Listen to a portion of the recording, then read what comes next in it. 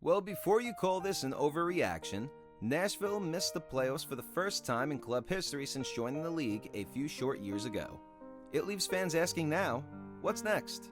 Now, of course, no one wants to hear the word rebuild. However, a rebuild, or retooling if you can call it that, may be what's best for the club moving forward this postseason. Many fans want to know, how'd this happen? How'd we get here? And who the hell could we blame? Well, placing blame is a typical hard thing to do, but blaming Gary Smith to start seems like the most reasonable thing to do. Now, while Gary and Nashville have had their history, as his tenure with the team spanned back to the USL days back in May of 2024, the team knew it was time for a much-needed change of sceneries for both parties involved. While firing him was necessary, it is important for fans to remember the success he did bring his team. With an MLS record of 52 wins, including 3 playoff victories, the club reached the MLS Cup playoffs 4 times, the Eastern Conference semifinals twice, and also made that historic run to the League's Cup 2023 final, the first ever final appearance for the club in a major tournament, ensuring a place in the 2024 CONCACAF Champions Cup. Following his departure, the team sought out BJ Callahan in hopes to turn the season around. And turn the season around? They did not. Their general manager, Mike Jacobs, did stand by his roster and believed that the coaching was the only issue. He believes this team is still good enough to compete. But what we want to know is this team good enough to win? And as soon as Callahan was hired, the narrative had shifted. No longer was the emphasis on Nashville's personnel to compete, but rather their need to evolve to Nashville SC 2.0. And that's how we view this situation. If you want to evolve this locker room, culture, and winning attitude, where do you start? Surely, this is more for a swapping of a position or two, right? The dilemma we see with Nashville is simply this: Hany Mukhtar. For the entirety that is Nashville, Hany Mukhtar is the heart and the soul of that club. And this becomes an issue as he is solely the player to rely on. From 2021 to 2023, Mukhtar had 3 of the best seasons Major League Soccer has ever seen.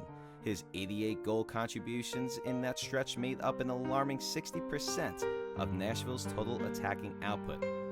While the sky always seems blue when Hany is causing chaos in that honky-tonk town, it quickly fades to gray when he is not. In 2023, he hit a wall. While he hit 15 goals, no other player had more than 5. Now, of course, we know the team made some upgrades like the addition of Tyler Boyd, but is that enough? Walker Zimmerman is arguably still one of the greatest D-men in Major League Soccer, but it's no secret that the team's overall defense hasn't been up to par. In 2024, Nashville has conceded the most goals that they have ever allowed in club history. Midfield has caused an even bigger concern for the club. Fun fact, 94% of fans who participated in Broadway Sports Media's preseason survey complained and attributed most faults and concerns with the club to the midfield. Now sure, they had moved on from Dax McCarty in hopes to get some younger talent and change things up a tad. But all this did was create a team lacking direction we feel now in hindsight.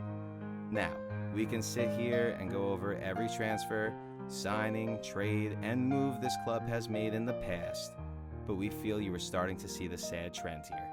Changing out a piece to a puzzle here and there isn't moving the needle in a drastic, much-needed way.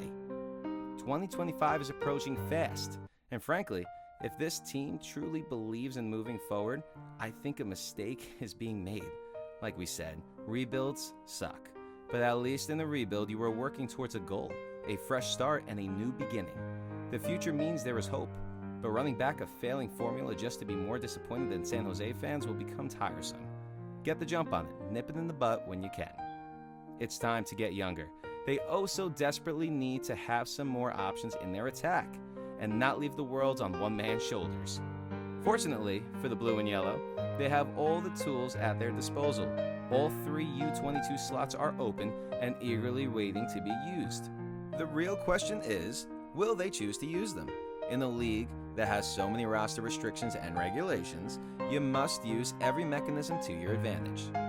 Why these slots are not filled up is still a mystery to me, and I believe it's a mystery to many.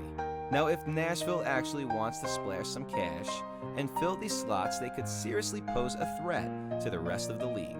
During the offseason, I could only hope that the FO shows some ambition and signs some young, hungry talent overseas. Imagine 3 more studs on that team. That's a scary thing to see.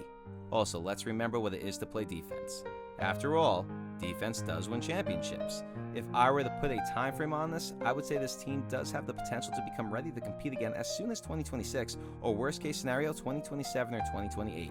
I'm not saying tear down the house. I'm saying make the moves that need to be made, even if they hurt.